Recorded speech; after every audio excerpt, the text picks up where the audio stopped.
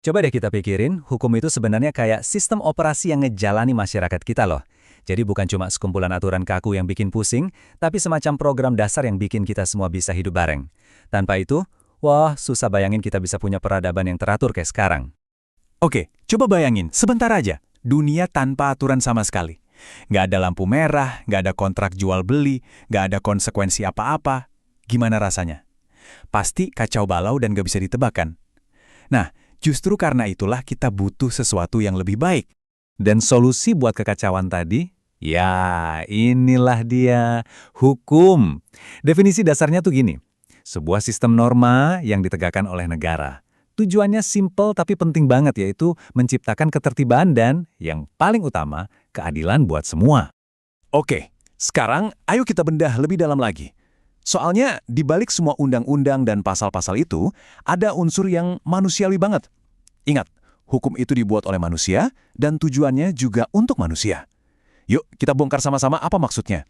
Ada satu kutipan keren banget dari almarhum Sajipto Raharjo yang benar-benar pas. Hukum itu untuk manusia, bukan manusia untuk hukum. Ini inti dari segalanya. Maksudnya, hukum itu bukan tuan yang harus kita turuti secara buta. Justru sebaliknya, hukum itu alat yang kita ciptakan untuk melayani kita, untuk bikin hidup kita lebih baik. Jadi, kalau hukum itu sebuah alat, terus apa dong tujuannya? Ternyata, semua sistem hukum di dunia, nggak peduli di negara mana, pada dasarnya mencoba mencapai 3 tujuan universal yang sama. Mari kita lihat apa aja ketiganya. Coba Anda bayangin sebuah kursi dengan 3 kaki. Kalau salah satu kakinya kepanjangan atau kependekan, kursinya pasti goyang kan? Nggak stabil. Nah, hukum itu persis kayak gitu. Dia harus menyeimbangkan 3 kaki ini dengan pas supaya bisa berfungsi dengan semestinya. Nah, ini dia 3 pilar atau 3 kaki kursi tadi. Menurut teori dari Gustav Radbrook, yang pertama itu keadilan. Ini soal benar dan salah, soal fair play. Lalu yang kedua, kepastian. Artinya aturannya harus jelas dan bisa diprediksi. Jadi semua orang tahu harus gimana. Dan terakhir, kemanfaatan. Hukum harus ada gunanya, harus bermanfaat buat sebanyak mungkin orang. Nah, menyeimbangkan ketiganya inilah tantangan terbesar dunia hukum. Oke, dari kenapa hukum itu ada, sekarang kita geser ke gimana hukum itu diatur.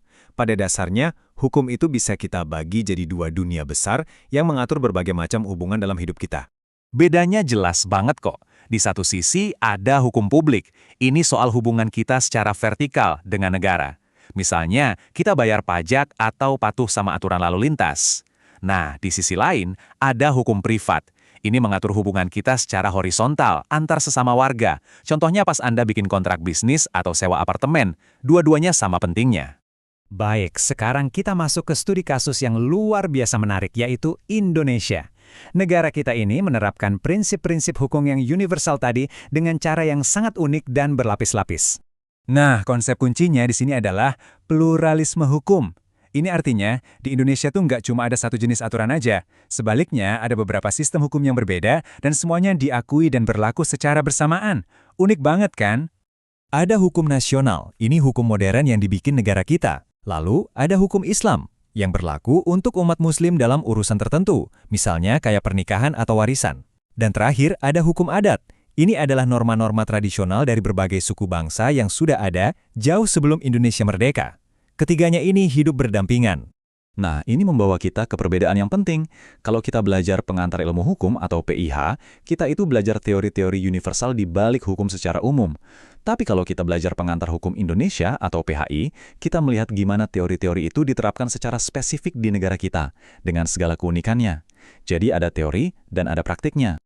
Sekarang kita masuk ke bagian terakhir, kita coba lihat ke depan. Penting banget untuk kita ingat kalau hukum itu bukan sesuatu yang statis atau beku. Hukum itu sistem yang hidup, yang terus-menerus berkembang buat menghadapi tantangan-tantangan zaman sekarang. Dan inilah beberapa tantangan terbesar yang dihadapi hukum di Indonesia hari ini. Gimana caranya kita mengatur dunia digital yang nggak kenal batas negara? Gimana kita menyelaraskan 3 sistem hukum tadi biar nggak tabrakan? Isu-isu kayak hak asasi manusia, pembaruan KUHP, sampai tumpang tindih peraturan, itu semua masalah nyata yang lagi coba dipecahkan bareng-bareng. Oke, jadi mari kita rangkum poin-poin penting dari obrolan kita. Ada 3 hal utama yang perlu kita ingat. Pertama, tujuan hukum itu selalu mencari keseimbangan antara keadilan, kepastian, dan kemanfaatan. Kedua, sistem hukum di Indonesia itu super unik karena pluralismenya. Dan ketiga, hukum itu sifatnya dinamis, selalu bergerak dan beradaptasi. Sebagai penutup, saya mau tinggalkan satu pertanyaan untuk kita renungkan bersama. Dunia kita makin digital, makin global. Cara kita hidup dan berinteraksi terus berubah. Tentu saja, aturan mainnya juga harus ikut berubah kan? Jadi pertanyaannya, hukum di masa depan itu harus jadi seperti apa?